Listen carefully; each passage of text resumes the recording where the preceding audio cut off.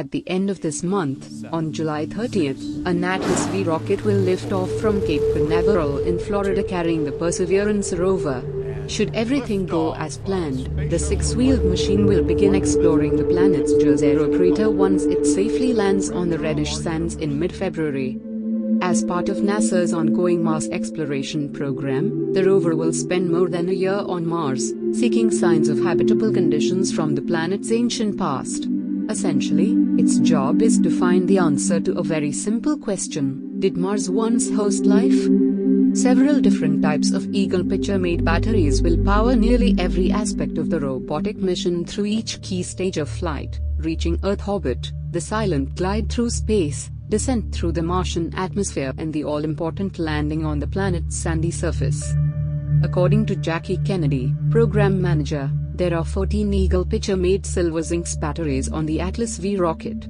2 of the company's thermal batteries will power the spacecraft's entry, descent and landing systems, and are used on the deployment subsystems to be able to safely land the vehicle on the surface of Mars and power the pyrotechnics to include the parachute that lands the rovers, she said.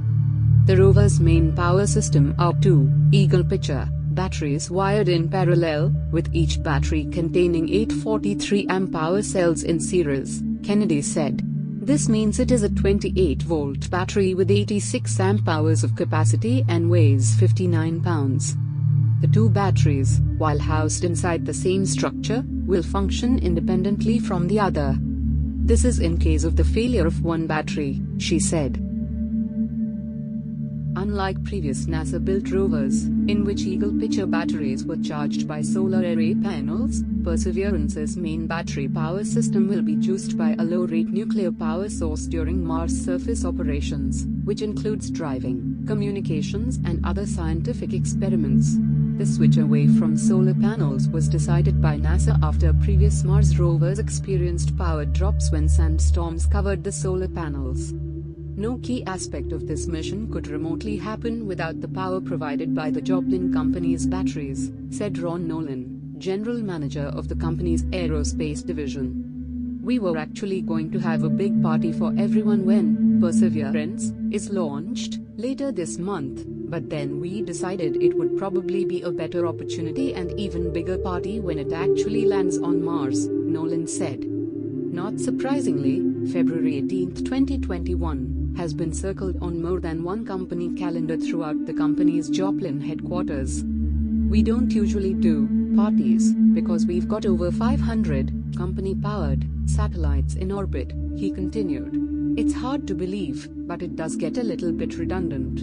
But the Mars mission is pretty exciting.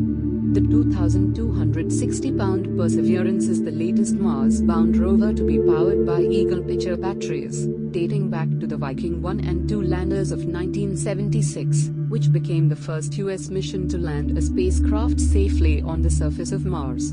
Other wheeled rovers would follow over the decades: Tiny Sojourner in 1997, the Exploration rover Spirit and Opportunity in the early 2000s, and, most recently, Curiosity, which landed on Mars in 2011 via parachute and continues its explorations to date.